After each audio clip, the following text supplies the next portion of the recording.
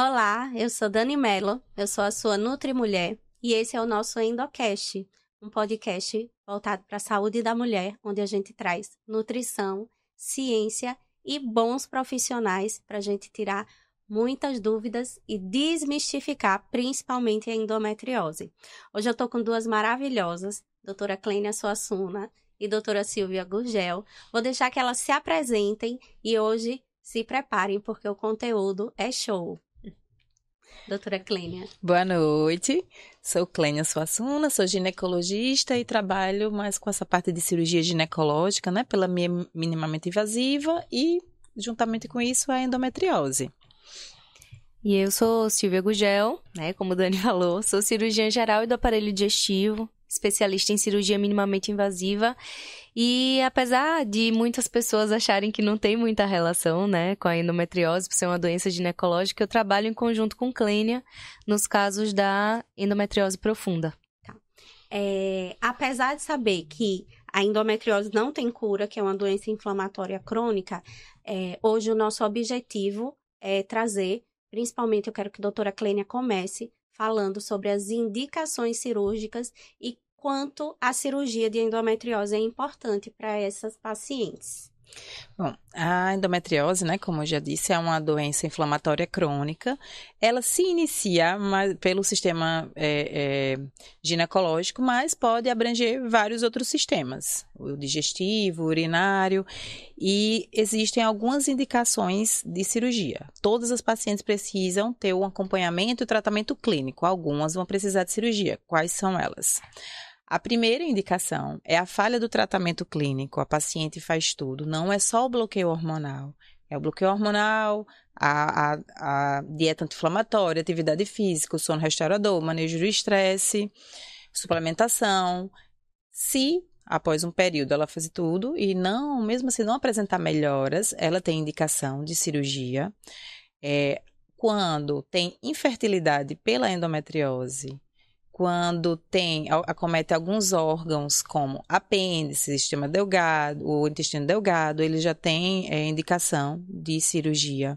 Quando envolve ureter, bexiga, também tem indicação de cirurgia, certo? E em alguns endometriomas, que é o cisto de endometriose no ovário, maiores que 5 centímetros, também já é uma grande tendência à cirurgia, mas todos esses critérios vão ser dentro de um contexto da paciente, né?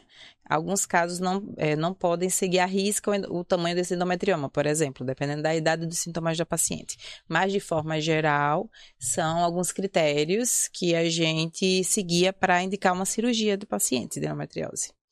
Tá, e sabendo da sua formação e do seu cuidado aí, da sua trajetória, eu quero que a senhora fale também um pouquinho sobre a importância da cirurgia ser com a técnica minimamente invasiva.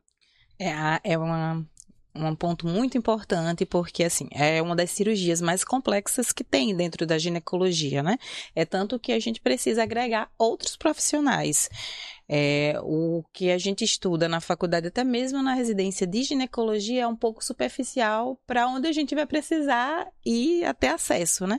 Porque é uma doença que ela não segue uma sequência como o câncer, que a gente sabe quais são os sítios de metástase. A endometriose, ela pode ir à distância e filtrar órgãos bem profundos sem seguir uma sequência.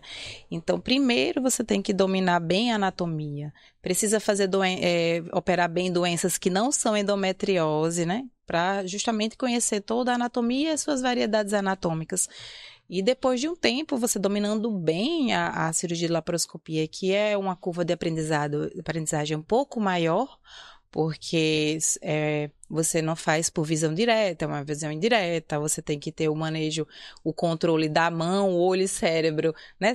Ter aquele eixo voltado para uma televisão, então, assim, demora um pouco o cérebro se acostumar com o não olhar direto e sim indiretamente, são movimentos com menores amplitudes.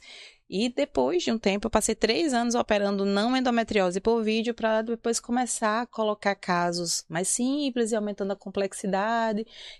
A Silvia agrega na equipe foi um grande ganho, porque assim, eu tenho toda a segurança com ela. Às vezes até deixo para fazer algumas coisas da parte dela, porque com ela do meu lado, o céu é o limite. Tá, e é justamente isso, a gente sempre fala assim, que a equipe de endometriose não é um luxo, é uma necessidade, né? Porque todos os dias deve acontecer a mesma coisa com vocês, eu recebo no consultório os pacientes falando de quantos profissionais já passaram e foram negligenciados, né? E com a equipe que é mais voltada realmente para a endometriose, que tem o manejo, que está operando todos os dias, o olhar é completamente diferente, né? Dani, inclusive, assim, eu sou cirurgiã do aparelho digestivo, né? Então, as pacientes de endometriose, elas normalmente não vêm a mim para tratar, né? A porta de entrada é o consultório de Clênia, né? Na nossa equipe, mas é justamente por eu trabalhar com endometriose que eu enxergo os meus pacientes com queixas digestivas de uma forma diferente. Então, muitas mulheres não sabem que têm endometriose, mas elas têm queixas intestinais associadas, né? Síndrome do intestino irritável é diagnosticada em quase todo mundo, né? E quando você vai investigar, quando você começa a perguntar, você percebe aqueles sintomas cíclicos, né? Que normalmente coincide com a menstruação, que começou quando ela menstruou a primeira vez, e aí quem tem o olhar da endometriose consegue dizer, olha, talvez você precise dessa investigação e que outros profissionais passaria batido, seria diagnosticado com síndrome do intestino irritável e aquela pessoa ia ficar com a doença aí se desenvolvendo sem tratamento. E a gente sabe que é uma grande incidência de mulheres com endometriose apresentarem a síndrome do intestino irritável, né? E que essas mulheres também têm e intensificam os sintomas, a questão da disbiose, né? Então, eu queria que você falasse um pouquinho pra gente também sobre a endometriose profunda, sobre esse acometimento de intestino, onde é normalmente a porção de intestino que é mais afetada. Conta pra gente tudo aí sobre... Então, 12% das pacientes que têm endometriose, elas vão ter acometimento intestinal, né? Em qualquer porção. O local mais acometido, disparado, é o reto e o sigmoide, ali embaixo, já perto do ânus, por conta da proximidade com o sistema ginecológico, né?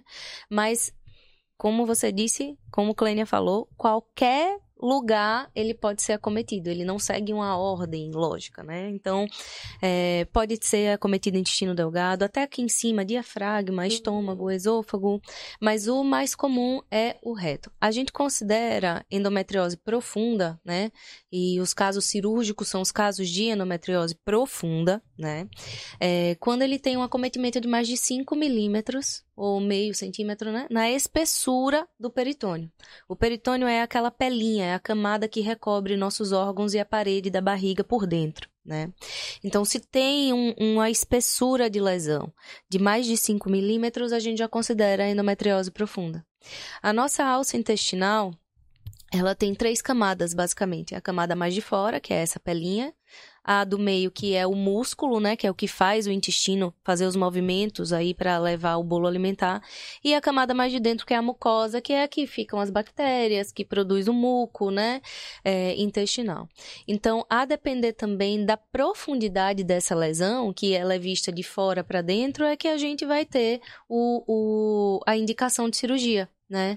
Então, se a gente tiver uma endometriose profunda que já acometa desde a serosa, desde o peritônio até a mucosa, a gente já tem indicação cirúrgica. Se a gente tem uma lesão que ela comprime, que ela diminui o calibre da alça intestinal e impede a comida de passar, também já tem indicação. Eu tento, às vezes, explicar para as minhas pacientes que a endometriose ela é como se fosse um slime, um chiclete que você respinga no cabelo, que fica impregnado e você não consegue tirar, então às vezes só tirando mesmo, só cortando fora que você consegue, né, se livrar daquilo. E é mais ou menos isso. Ela é como se você espirrasse, né? Essa doença ela vai se impregnando nos órgãos e se não for tratada, o único jeito vai ser cortar, tirar aquilo fora. Uhum. Tá. E normalmente quais são essas opções, assim? Porque dependendo da lesão, pode ser raspando, pode ser como é normalmente que é feito esse... A gente tem basicamente 3 formas de tratar a alça intestinal. Né? A primeira delas é essa que você falou, da raspagem, né? O nome correto seria o shaving. Shaving de barbear em inglês, né? Então, a gente tem quando são lesões pequenas, de tamanho, então 1 centímetro, 1,5 centímetros, e que não acometam a mucosa, que é a camada mais interna. Então, a gente consegue retirar as camadas da alça sem necessariamente abrir a alça. A segunda forma de tratar seria a ressecção que a gente chama discoide, que é quando a gente tira realmente um disco, né? Que é quando essa lesão, que é pequena, que tem 1 centímetro a 2, já acomete a mucosa. Então, a gente realmente tem que abrir a alça e costurar, né? E a terceira opção é quando a lesão é muito extensa ou ela faz uma estenose, que é esse estreitamento da alça tão importante que não tem como você raspar, como você tirar um pedacinho, você tem que tirar um segmento. Uhum. Então, esse segmento a gente faz o uso de grampeadores, né, normalmente. A gente retira o segmento acometido, que pode ter 5, 10 centímetros, 20, 40, né, depende da quantidade de lesões. E a gente costura uma boquinha na outra para ter de novo a passagem, né, do alimento. E é justamente nessa cirurgia que as pacientes ficam assim... loucas. Morrendo de medo. É isso que eu queria falar, assim, queria chegar nesse ponto, porque no consultório, quando tem cirurgia que vai mexer no intestino, aí elas começam a ficar muito nervosas, porque o medo delas é chegar lá naquele extremo das estomias, Isso. que, na verdade, a gente sabe que é um índice muito pequeno, mas que é o terror da paciente com endometriose. E eu não vou mentir pra você, eu acho que se eu tivesse nesse lugar, também seria o meu medo, né? Mas a incidência, eu acho que desde que eu comecei a trabalhar com Clênia, a gente nunca deixou uma paciente com colostomia, né? Normalmente, na cirurgia, né, que a gente faz para endometriose, a gente não deixa a estoma.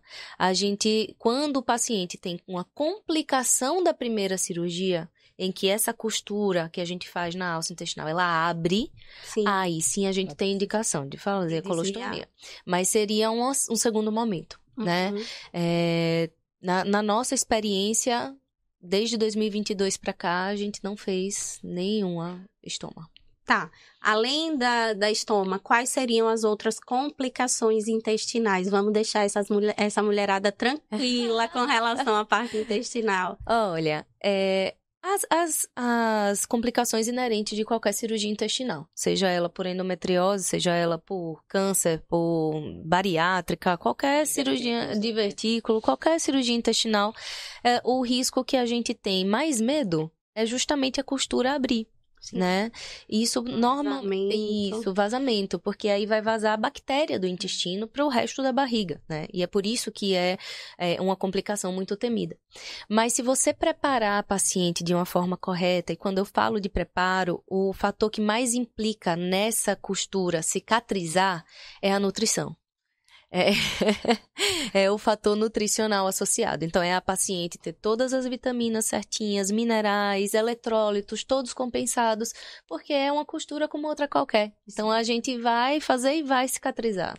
Mas as pacientes que, às vezes, elas estão com principalmente a albumina, né, o índice de proteínas no sangue baixo, a cicatrização fica prejudicada. Então, aquele risco é maior. Então, o maior risco e mais temido por nossa parte é justamente essa costurinha abrir, né? Mas outras complicações mais leves, elas podem acontecer, como sangramentos, que aí pode ser em qualquer cirurgia, um abscesso, que é quando as bactérias do intestino realmente saem do intestino, ficam ali na barriga e acaba criando uma coleção de pus, mas essas complicações, elas são menos graves, né? E a gente consegue tratar elas clinicamente, não precisa operar a paciente de novo.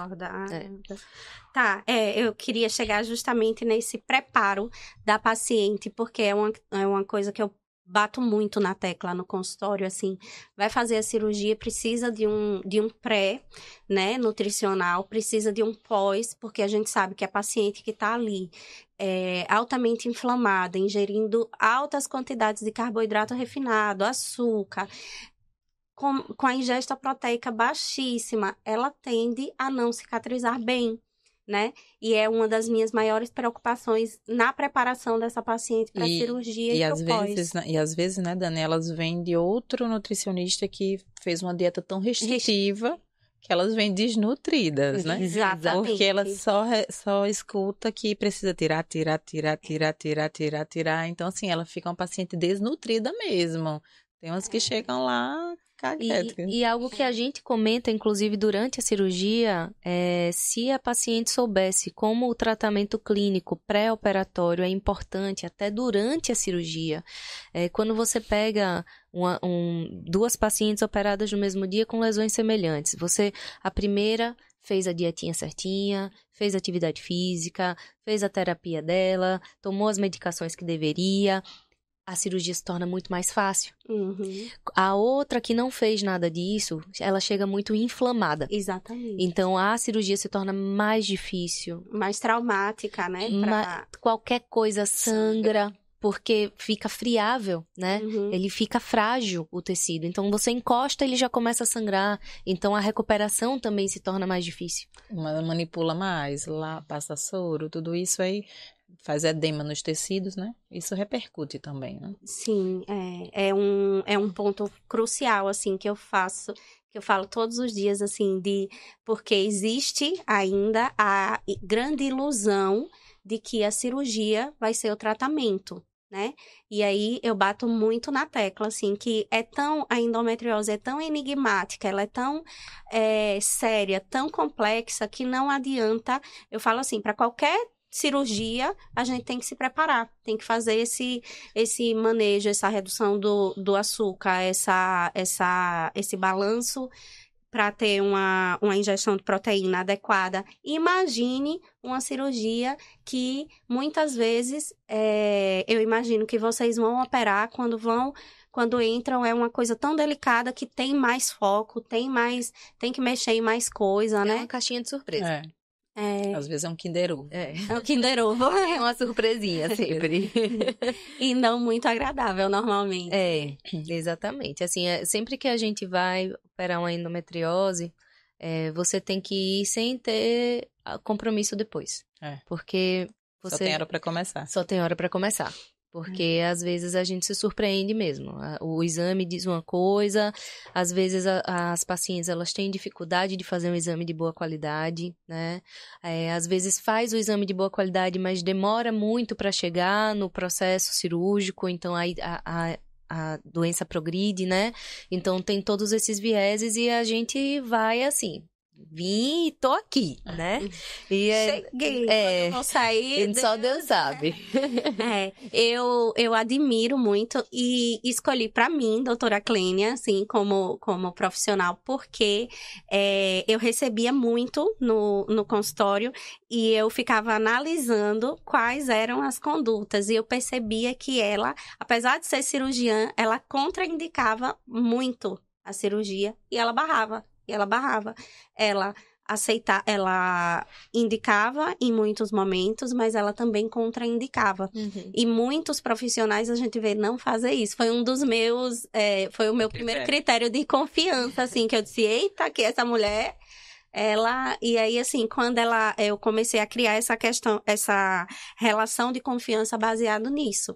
Porque, e aí ela começou a falar em um dos nossos encontros, ela falou assim, a gente já tem tanta gente para operar que a gente não precisa inventar diagnóstico, né? Porque já tem tanta mulher descobrindo, assim, o diagnóstico ainda é subnotificado, mas assim, hoje a gente já tem muito mais informação, a gente tá batendo na tecla o tempo inteiro de que pode ser endometriose, de que investigue, de que sentir dor não é normal, que vai além da dor pélvica, né? Isso. Quando a gente fala da dor no ombro, quando a gente fala, né, da dor no ciático, quando a gente fala, a paciente chega ali e diz que nenhuma medicação tira aquela lombalgia que ela tem, e aí a gente já, né, hoje a gente consegue falar um pouco mais da endometriose, não só na medicina, mas na nutrição, na fisioterapia, em outras áreas.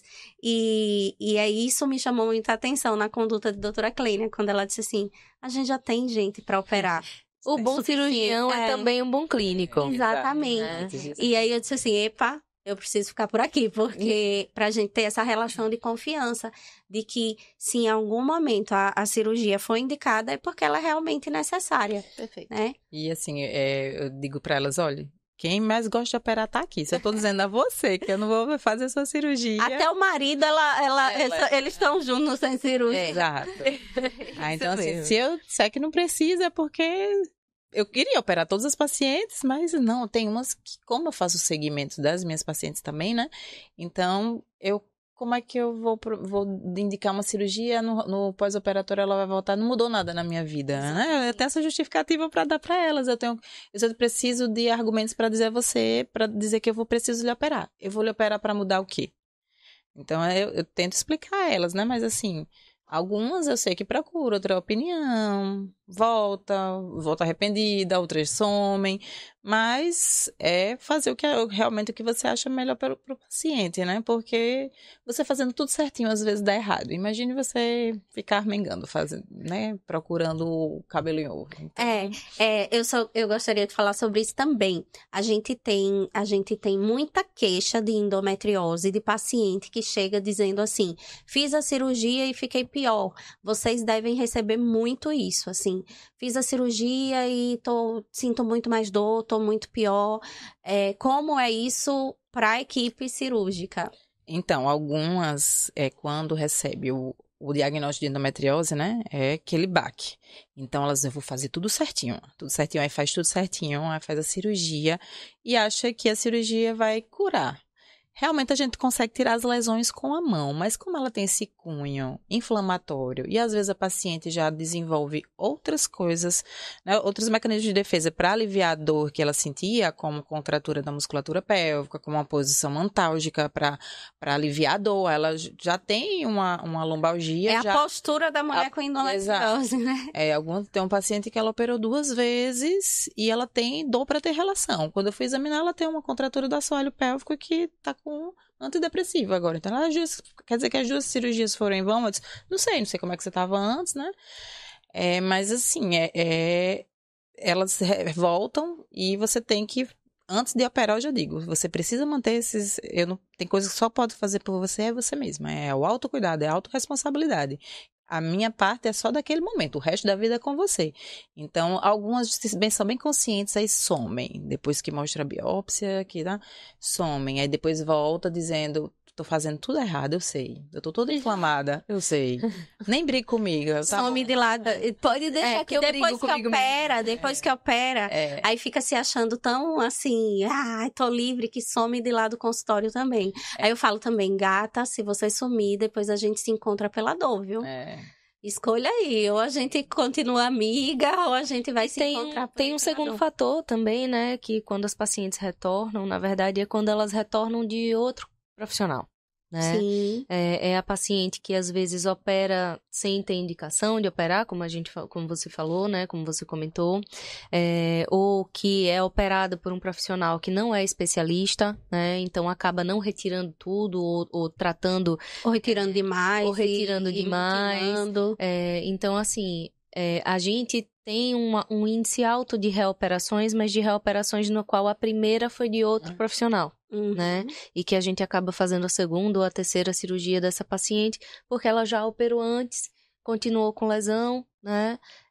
Ou por conta de uma indicação, uma super indicação, ela foi operada de uma coisa inflamatória sem ter mesmo uma lesão para retirar. Então, quando você mexe na barriga, né? Quando você tem ali a inflamação presente, você não tem nada para retirar, mas só o fato de você ter entrado, você já estimula aquela inflamação. É um trauma. E aí, exato. E aí ela começa a se espalhar. Então, às vezes, o trauma cirúrgico é o que faz uma endometriose que antes era superficial se torna profunda. Por conta do componente inflamatório. Ou tornar uma endometriose induzida, né? pelo... E assim, ela não é proporcional, os sintomas não são proporcionais ao tamanho de lesão. Então, assim, às vezes uma lesãozinha de útero sacro incomoda muito mais de pacientes ocluídas. A gente já teve paciente que ela era oligossintomática e assim, quase obstruída já. E tem paciente que tem lesão de útero sacro que tem muita queixa. Então, assim, a gente precisa ver o que é que realmente incomoda ela pra gente, na hora da cirurgia, olhar mais mesmo.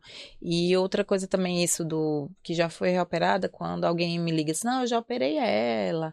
Era só um endometrioma no ovário. Aí a gente sim, porque endometrioma de ovário já é sinal de endometriose profunda. Exato. Nunca só tem no ovário, assim. É muito difícil ser muito só no ovário. É, muito difícil.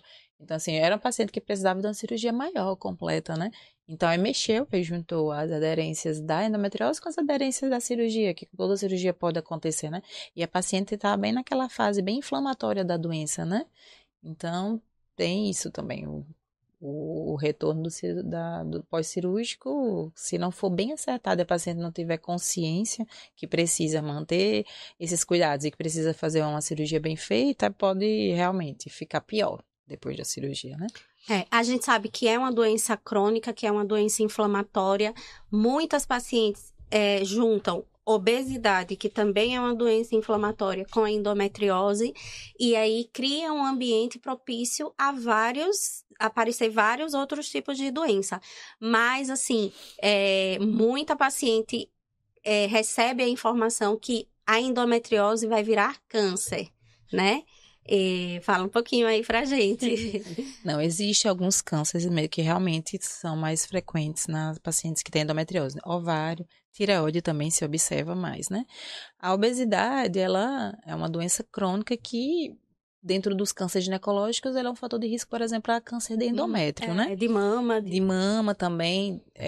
O que a gente precisa também dizer para a paciente que tem endometriose, e às vezes ela já está ali naquele período climatérico, menopausa, que tem um ganho de peso normal na pós-menopausa, né? Então, a gordura periférica que se aromatiza e vira o estrona, que é um tipo de estrogênio, pode reativar focos de endometriose, né? Em pacientes que já estavam menopausados, estava sintomática, ganhou peso, reativou. Isso pode acontecer. Então, quando eu oriento sobre a dieta, eu digo, não só vai beneficiar você na endometriose, vai evitar uma diabetes, uma hipertensão, tudo. Você vai proteger, vai ser a proteção cardiovascular. O investimento, o melhor plano de saúde é esse, né? É você investir na dieta e na atividade física. Porque você vai estar prevenindo e controlando o que já tem, né? Exatamente. O tumor de apêndice também é mais comum. Quando tem acometimento do apêndice por endometriose. Bichinho ficou só para dar problema. Ele só serve para dar problema. Estou ali só para dar câncer, apêndice. Exato. Então, esse também é um dos motivos por a gente viu endometriose no apêndice, a gente tira. Porque na suspeita é melhor tirar, porque assim, você tá numa cirurgia, o apêndice ele não tem uma função, né? Ele é um órgão rudimentar. Se você acha que ele pode ter endometriose ali, porque tem alguns sinais macroscópicos, né? Que a gente consegue enxergar o olho nu, que a gente acha que tem, a gente retira justamente porque aquele foco de endometriose a longo prazo não pode só causar apendicite, né? A inflamação do apêndice, como ele pode também causar alguns tipos de tumores apendiculares. Imagine. Então, a gente retira. Tá, então, a endometriose vira câncer? Não. Queria só deixar isso bem claro, porque chegam muitas pacientes assim, eu fui orientada que se eu não fizer a cirurgia, que a endometriose vai virar câncer. Inclusive, assim, o do câncer do ovário não se sabe ainda se é porque, como não existe rastreio para câncer de ovário, e as pacientes de endometriose vivem sempre fazendo o exame, né, uma vez por ano, 2 vezes por ano, não se sabe se é porque elas têm mais porque se faz mais exames e achou, ou se realmente é uma causa e efeito. Ainda não tem isso bem fixado, né, na literatura. A endometriose ainda é uma doença muito nova. A gente, assim, começou a estudar ela a fundo recentemente. Então, imagine que a gente não sabe nem ao certo com a exatidão de onde ela veio, né? Então, imagine para onde ela vai, né? Um monte de teoria aí, mas nada... Doutora Kelene, a gente percebe muito pós-cesárea a endometriose, as mulheres perceberem pós-cesárea também, né? O que é que tem a ver aí essa cesárea e depois a endometriose? Então, como durante a cesárea tem a manipulação, né? A manipulação do endométrio, nós limpamos a parte mais interna do útero, que é onde fica a placenta, que não pode ficar nenhuma célulazinha da placenta, senão a placenta fica sangrando, então a gente faz uma curagem, que é uma limpeza, então é o que se você não trocar as compressas, as luvas, você pode ir trazendo tecidos de endométrio, né, para outras camadas. Então, assim, é inclusive uma recomendação oficial que em pacientes que têm endometriose durante a cesariana após o fechamento do útero, se trocar a luva. Né? Porque a gente leva células do endométrio através da compressa, que a gente faz essa curagem, ou a própria luva com célulazinhas, né, e fica ali. Então, às vezes tem na cicatriz da cesárea mesmo foco de endometriose. E aí ela não se limita à cicatriz da cesárea uma vez que instalada. A gente sempre precisa investigar, né? E o tratamento, praticamente, assim, é quase indicação absoluta de cirurgia, porque ele responde muito mal ao tratamento clínico, a endometriose cicatriz cesárea. Então, quando tem, a gente investiga a pelve também, para fazer uma cirurgia só, mas ela vai ter pouca... A de cicatriz umbilical também, ela tem pouca resposta clínica. Isso serve não só para cesárea, né? O tecido endometrial, ele tem predileção por cicatrizes prévias. Então, cicatrizes de outras cirurgias também pode acontecer. A cesariana em específico é porque você abre o útero, a fonte, né? Você abre o útero, você tem contato com as células de endométrio e aí você pode acabar espalhando. Mas qualquer cirurgia que a paciente possa ter feito, ela pode ter implante de endometriose ali. Entendi. Sobre o pós-operatório, né? O que é que essa paciente precisa se preparar para retorno de atividade física, de trabalho, de progressão de alimentação que a gente faz lá? Eu espero vocês darem ali as primeiras orientações, mas depois a gente entra ali para dar todo esse suporte, né? Mas assim, como é essa progressão?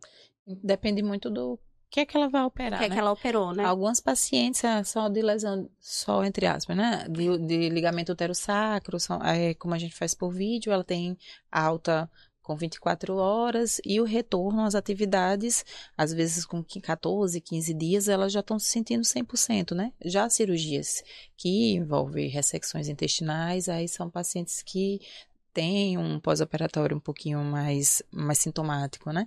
Logo que às vezes a gente precisa deixar um dreno, volta pro consultório, tira o dreno, até a gente fica entrando em contato com elas, até ela fazer o primeiro cocôzinho. E a gente pede pra tirar foto, pra mostrar pra gente. Receba muito, tá vendo? A mãe que vinha, ela fez cocô. Fez isso na comemoração. Mas isso depende muito do tipo de ressecção que a gente faz, né? Então, aquela raspagem só, a paciente já sai da sala cirúrgica com a dieta liberada, né? Sim. Ela já sai, quando ela estiver bem acordadinha, já pode comer. Agora, naquelas cirurgias que a gente faz a ressecção, mesmo que a gente tira um pedaço grande do intestino, aí a gente faz a progressão de dieta um pouco mais lenta, né? Vai precisar de uma internação maior? Normalmente as nossas pacientes ficam 2 a 3 dias internadas, tá? Quando não tem o acometimento intestinal importante, elas vão para casa no dia seguinte. Mas quando a gente tem essa ressecção extensa do intestino, elas ficam 2 noites, mais ou menos, no hospital. Saem com o dreno, justamente porque o dreno ele vai evitar os abscessos, né? Vai nos avisar caso a costura abra ou caso alguma coisa sangre. Então, o dreno é extremamente importante pra gente, né? Então, sempre que tem ressecções intestinais grandes, a gente deixa o dreno. E as pacientes têm uma progressão de dieta um pouco mais lenta, né? A gente começa com a dieta líquida, passa depois de um tempo para pastosa, deixa ela com pastosinha, né? Até ela fazer o primeiro cocô. Quando conseguiu evacuar a primeira vez, a gente já progride para uma dieta geral, né? Que aí ela pode comer qualquer... a consistência que a gente, Sim, né? Uma qualquer consistência, exatamente. E aí o que ela vai comer é você que manda. Até porque cada refeição que ela fizer nesse pós-operatório tá contando para restabelecer, né? Exato. A paciente. Não dá pra gente falar sem falar de adenomiose também, né? Que com certeza vocês pegam muito. Elas sempre estão associadas? Não. Tá em torno de 30%, né, das pacientes que têm endometriose têm adenomiose. E é importante dizer que a endometriose, ela não altera o fluxo. Quem altera é a adenomiose. Inteiro, porque a endometriose está fora do útero, né? Então, assim, a paciente, inclusive pacientes jovens que precisam manter o útero para a preservação da fertilidade, eu deixo bem claro, digo, o seu fluxo menstrual pós-cirurgia de endometriose pode continuar alto, né? Aí a gente vai manejar com a dieta e outras coisas, para ela não ter a expectativa de que vai ser tudo, né? Então, são doenças diferentes que estão coexistindo. Então, o que é que a cirurgia vai trazer de benefício para você? Até aqui. Daqui para cá, não.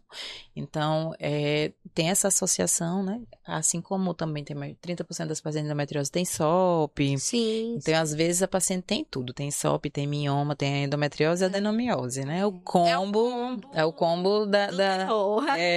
da predominância estrogênica. Você olha lá... Lipedema, ainda dá pra botar um lipedema aí. Então, a gente, assim, eu disse, peraí, vamos separar aqui por gavetinhos o que é que a gente vai conseguir com a cirurgia, o que é que a gente vai conseguir com o tratamento clínico. Porque tem que ser bem explicado para não ter aquela expectativa de que a cirurgia vai resolver mesmo, tudo, né? E se associar a obesidade, então, fica com a bagunça hormonal, né? É por isso que a gente tem que sempre bater na tecla de que a cirurgia não é cura, né? De que é uma doença crônica. E também eu recebi um caso... acho que até encaminhei para a doutora Clênia, não sei se a paciente chegou aí. Uma paciente menopausada, já há 25 anos, com 70 anos, e com uma lesão bem importante no intestino, né? Que até um tempinho atrás a gente acreditava, já tá menopausando, já tá, né? Esse estrogênio já vai arrumar. E agora a gente já tem esse tipo de paciente, né? Assim como também a reposição hormonal, né? A reposição hormonal da paciente que tem endometriose, ela precisa... É diferente. Porque mesmo que ela não tenha útero, ela vai precisar da contraposição da progesterona, porque senão a gente vai estar reativando. Então, assim, a endometriose realmente, ela tem que começar a olhar na infância, porque filhas de mães com endometriose já tem mais chance de ter, né? Então, eu não tenho endometriose, mas assim, a Olivia já não vai comer salsicha calabresa. Exatamente. Ativa ela é demais, então. Então, durante a puberdade, a menacre toda, e o pós-menopausa também. São pacientes que ela sempre precisa. Eu fico dizendo, quem tem problema de visão precisa usar óculos, quem hipertenso toma remédio. Então, assim, você tem que aceitar a doença. Isso, e saber ressignificar. Isso. Eu sempre falo assim, que normalmente, assim, a gente pega essa paciente, essa é uma paciente com mais ansiedade, com sintoma depressiva, com muitas questões ali, que eu sempre falo para paciente assim, se não fosse a endometriose, você estaria aqui? Na nutricionista, porque a maioria das minhas pacientes não vem, elas vêm pela dor. Uhum. E muitas vezes, quando a gente consegue estabilizar essa dor, elas somem, né? Que é o que acontece com a cirurgia, é o que acontece... Então, assim, às vezes é uma paciente que entendeu o que ela precisa fazer e aí ela vai seguir um caminho mais saudável de mudança de estilo de vida e de apenas um controle com os profissionais, ok. Mas tem paciente que não, que quando a gente resolve a dor e diz assim, depois, enfiei o pé na jaca e tô daquele jeito, e aí volta novamente pela dor. Como toda doença crônica, né, os pacientes, as pessoas acometidas, elas têm esses ciclos, né, de fazer tudo certinho, aí passa um período chutando o pau da barraca, depois volta pra linha, contando que a pessoa tenha consciência, né, do que ela tá fazendo, tá tudo bem. Então, a gente também não pode limitar, por exemplo, a pessoa vai viajar, sei lá, né? Não, pode vou pra Itália. Eu falo que bolo de aniversário não engorda, Exatamente. Que, pelo amor de Deus, pelo contrário, quanto mais a gente fecha a paciente ali numa caixinha, você é proibida, você é proibida, você é proibida, tende a virar um grande problema na cabeça dessa paciente, porque ela começa a ter medo da comida. Exatamente. Ou então ela tem pânico do nutricionista, quando a gente não é terrorista. Exato. Né? Eu digo, olha, eu não tô aqui para fazer terrorismo, não. Eu só quero que você conheça seu corpo. Me dê 30 dias seguindo um estilo de vida saudável, sinta as melhoras no seu corpo, que depois você é quem vai querer viver isso, né? Entender o funcionamento bom do seu corpo. E assim, como todas elas, eu bato muito na tecla da nutrição, de você vai ler seu plano alimentar, você vai dizer se você vai conseguir seguir. Exatamente. E é só isso, doutor, isso aqui não tá dentro da minha realidade. Não, só a minha dieta é muito cara. Como assim? Só em tal loja, em tal loja. Não, a barraquinha da nutricionista é barraquinha de feira. Barraquinha de feira. Não é uma loja específica, não. Você tem que dizer e tem que ser sincero com ela. Como vocês dizem pra mim, esse anticoncepcional tá muito caro pra mim, tem outra opção? Você diz, não, essa opção aqui não tá boa. Ou então, eu não vou conseguir aderir por muito tempo. Então, você tem que jogar real, porque não é uma dieta pra perder peso, pra hipertrofia. Exatamente. É um estilo de vida pra sempre. É claro que a gente tem sugestão de suplementação, que é muito importante a gente colocar nessa paciente um ômega 3, uma creatina, que é muito importante, assim, mas tudo é muito personalizado e cada paciente é um paciente, porque não adianta a gente querer usar, né, deixar a nutrição inacessível para o paciente, né? Quando, na verdade, pelo contrário, eu digo assim, por favor, você precisa de ômega 3, para de comer o salmão mentiroso que tá aí, gastando dinheiro. Vai comer sardinha. Vai comer sardinha. Cheia de carne. Vai comer sardinha. Então, assim, muitas vezes a pessoa tá achando que tá fazendo aquele mega esforço para comprar o mais caro e aquele peixinho, né? Eu só falo, compra de latinha, não. Compra na feira, compra o peixinho mesmo. Faz na panela de pressão com molho de tomate naturalzinho. E é a comida de verdade, de fato, né? Que vai fazer a diferença. Desembrulhar menos e descascar mais. Exatamente. Virou clichê, mas é a frase mais certa que a gente tem, né? Perfeito. Dani, eu tenho uma história pra contar pra vocês. Eu quero uma história. Clênia sabe, porque é de uma pessoa muito próxima a mim e durante todo o processo eu liguei pra Clênia, a gente discutiu o caso. E era uma mulher de 30 e poucos anos obesa, tá?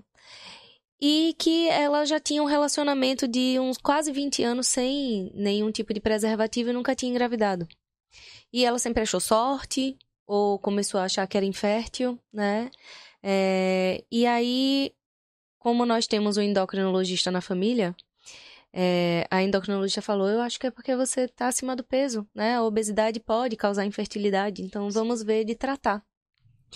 E aí ela fez a cirurgia bariátrica, emagreceu, mas desde sempre aquelas menstruações extremamente dolorosas, né? E aí quando eu terminei a minha especialização, né, em aparelho digestivo, que eu comecei a trabalhar com endometriose, eu comecei a perguntar algumas coisas para ela. Eu fiz, olha, você já tem dismenorreia, né, que é um dos Ds da endometriose, né? Você tem dor na relação sexual? Tenho. Você faz xixi toda hora? Faço. E quando você faz é pouquinho? Sim. Arde pra fazer xixi? Arde. Ela já tinha o diagnóstico de síndrome do intestino irritável. Aí eu falei pra ela, vamos tentar fazer a dieta anti-inflamatória? E você faz o rastreio de endometriose. Veio endometriose profunda, né? Mas com 2 meses de dieta anti-inflamatória, ela engravidou. Pois é. Então, eu falo às pacientes que às vezes elas têm, assim, alguma hipovitaminose, alguma coisa assim que a gente precisa consertar. E aí, quando elas começam, eu digo, pô, bicha, mas você não me deu nem tempo de arrumar o negócio. Você já tá grávida, porque pra você ver como é isso, como a chave vira. De fato. E eu sempre falo assim, principalmente pra quem tem SOP, eu sempre falo, seu corpo tá te alertando, tá te protegendo, você não tá engravidando porque tá... Vamos lá, tem alguma obstrução, tem algum impeditivo físico? Não tem? Então, olhe pro seu corpo como um sinal de alerta, né? Ele tá te protegendo. Exatamente. Né? Vamos consertar o que nós atendemos muitas pacientes que querem ser mães ainda, né? A maioria das nossas cirurgias são com preservação da fertilidade, mas que elas também têm que se conscientizar disso, que não adianta só operar, retirar o foco, isso é uma etapa do tratamento, né? Mas a dieta anti-inflamatória com as reposições corretas é essencial. Até a endometriose não some com bisturi, eu digo isso todo dia. Mude o estilo de vida, porque não some com bisturi. Ajuda bastante, né? Claro, vai te dar qualidade de vida, vai melhorar, mas assim, luta para que esses focos não voltem, né? Perfeito. E claro que isso sempre com a equipe multi, né? Querem deixar alguma mensagem para essas meninas, para esses sinais de alerta, para... prevenir que dor pélvica não é normal, que tem que ser investigada. Eu sempre bato nessa tecla, assim, sentir dor já não é normal. E dor pélvica precisa de um alerta aí, né? Isso, as pacientes endometriosas, elas às vezes ficam um pouco frustradas, né? Porque não conseguem, as pessoas que não têm essas cólicas incapacitantes não conseguem entender que como a cólica que ela sente está impossibilitando a outra. Então, realmente não se comparar os seus sintomas, as suas dores com a das outras pessoas. A gente só tem como realmente opinar se entrássemos no corpo da outra. Então, se a sua dor lhe incomoda, te limita na escola, crescer profissionalmente, se atrapalha seu relacionamento, se te faz ir para o hospital todos os meses no período menstrual, ou até depois vai ser até fora dele, então você precisa de uma investigação. Não aceitem que porque o exame não deu nada, você não tem nada. E aí, só porque o exame não deu nada, eu vou parar de sentir dor? Não. Então, seja chata na consulta, diga assim, então, se não é endometriose, então me diga qual é a dor por que eu tô sentindo essa dor, né? E sempre botar isso na cabeça, que não vai ser só um profissional que vai cuidar, né? Ele vai agregar outros profissionais, tanto na cirurgia como no tratamento clínico. O que eu digo, eu vou dizer algumas coisas, Dani. Algumas coisas. A primeira é que tem que perceber o seu corpo. Então, a gente já percebeu aqui, né, que a endometriose, ela não é só do sistema ginecológico. Exatamente. Ela pode não só estar na pelve.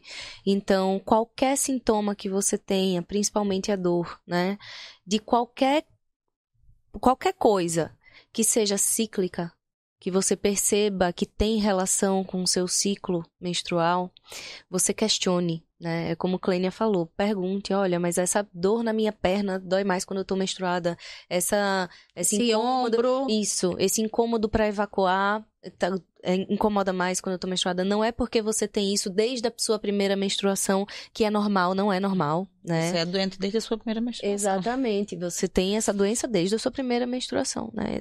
Essa é a primeira coisa, escute o seu corpo, é o que eu tenho pra falar.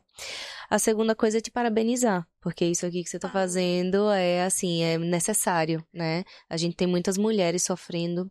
A gente pega no nosso consultório e eu acho que Clênia sente a mesma coisa por nós também sermos mulheres. As nossas pacientes, elas têm uma conexão com a gente diferente. Sim, né? sim. Elas têm abertura para falar determinadas coisas que às vezes com algum médico homem, profissional homem, elas não teriam. Então, é importante, né, elas estarem aqui escutando 3 profissionais mulheres que sabem o que é ter uma menstruação normal, o que é ter endometriose, Exatamente. né? Alertando. E a terceira coisa é dizer que eu sou muito grata, né? Desde que eu voltei a morar em Aracaju, eu encontrei Clênia. E a gente virou parceira profissional, muito né? abençoada aí. E amiga. E uma coisa que me admira muito nela, na verdade, é que ela nunca para de estudar. Nunca para de se aperfeiçoar. Ela nunca para. E se importa de verdade com as pacientes. E é uma pessoa que eu vi isso em mim, né? Nós somos muito parecidas nesse quesito. Então, é isso. E outra coisa também, assim, que é não querendo fazer a guerra dos sexos, né? Além de ser mulher, tipo assim, às vezes a paciente diz, sabe aquela cólica? A gente... Também tem a parte da maternidade. Sim. Que eu digo que eu nunca faria parte da infertilidade porque eu sofro muito com elas, porque ser mãe é uma etapa que quem quer, né? É algo muito importante. Então, assim, quando a paciente vem querendo engravidar, e às vezes ela bota a dor até como segundo plano. Sim. Eu não tô conseguindo engravidar por causa da endometriose. Aí a queixa dela, mas você sente dor? Ah, muita. Aí nossa, a infertilidade dela não ter filho é muito mais do que as idas no hospital, né? Então, assim, a gente, por ser mãe, eu agradeço todo isso, assim, que eu nunca tive dificuldade para engravidar, né? Mas como é dolorido, né? Que a gente, o nosso lado materno aflora antes da gente ser mãe. Uhum. Então, o não ser mãe acaba que também sensibiliza um pouco a gente por ser mãe. Sempre que algum profissional te orientar a fazer a retirada do útero por conta da endometriose, procure uma segunda opinião. É o principal recado. O miomas também, viu? O miomas também. Procure uma segunda opinião, porque você não precisa deixar o seu sonho de maternidade. E outra coisa que acontece na maioria dos casos é que muitas vezes essas mulheres elas já estão tão sofridas, tão tão machucadas que a cadeira que elas vão sentar ali apenas para desabafar, né? Às vezes eu tenho que marcar um outro momento, porque aquele momento a gente só precisa escutar. Ela só quer ser ouvida de verdade, porque ela diz isso. Eu já passei por fulano. Eu já fui para 4, 5 ginecologistas, ninguém me entende. Será que é? E aí eu, como nutricionista, eu não posso dar esse diagnóstico, principalmente sem ela ter feito o exame, né? E aí eu digo assim, vá para quem vai te entender. Vai para quem vai te ouvir, porque no menor sinal é muito difícil a pessoa desconfiar e não ser, né? É muito difícil a pessoa ter ali os sintomas e como a doutora Clênia falou, quando os exames mostram que não, a gente sabe que a história clínica da paciente conta muito. Então, assim, vá para quem vai te ouvir. Vá para... você não vai... Você não tá com dor de estômago e vai pro oftalmologista. Então, se você tem suspeita ou tem endometriose, não vai tratar com qualquer um. E justamente por causa dessa insistência nos sintomas, muitas mulheres são diagnosticadas com ansiedade, com depressão, com várias doenças psiquiátricas relacionadas. E, honestamente, quem vive com dor todo dia vai ficar depressivo. É parte da dor crônica. Eu sou prova viva disso. É parte da dor crônica. Porque eu escutei muito que era só uma cólicazinha que todo mundo tinha e que porque eu não aguentava, né? E por que você tá chorando? E por que você tá tão ansiosa assim pra descobrir o que é essa dor? Porque tá doendo. E quem convive com dor todo dia vai ser um pouco ansioso mesmo, principalmente quando a pessoa não acredita em você. Né? Eu digo que a endometriose na minha vida, com relação à nutrição, ela mudou a minha forma de atender a minha paciente, porque ela tá falando a minha história, né? Ela senta na minha frente para falar a minha história. Então, muitas vezes, apesar de não ter tido dificuldade para engravidar, eu tive muita dor, eu tive depressão, eu passei por vários estágios, né? De ir para urgência, de tomar medicação muito forte, de ter sangramento 20 dias, de várias coisas que todo mundo dizia assim, que você é muito complicada. Você é muito... São pessoas tidas como complicadas, ansiosas, cheias de coisa. Né? Meu Deus do céu, todo mundo dá conta e você não dá. Tem pessoas que começam a taxar essas mulheres de hipocondríacas. Preguiçosa. E eu me sentia assim, porque eu dizia assim, meu Deus do céu, eu acordo, eu penso que eu tô bem. Entre o tempo que eu faço o meu café da manhã ali, eu já fiquei cansada de novo. E isso é desde a minha adolescência. E aí eu via todo mundo ao meu redor e eu dizia, sou eu, o problema sou eu. E aí eu começava a tomar café para tentar ser produtiva. Aí eu começava a tomar termogênico diariamente, né, no auge da adolescência e tudo assim. Eu queria ser produtiva, e eu não conseguia porque eu estava... E aí eu tive que ser nutricionista, eu tive que ser meu laboratório, para hoje a mulher sentar na minha frente e eu dizer assim, eu sei exatamente o que você tá me dizendo. É engraçado que às vezes na primeira consulta ela vem só pra desabafar e desarmar. Despejar, Aí no retorno ela traz quem? O marido. Que às vezes que não compreende que às vezes ela tá bloqueada hormonalmente, né? E não aliviou a dor dos tratamentos mais efetivos para dor realmente é o anticoncepcional, né, o hormônio.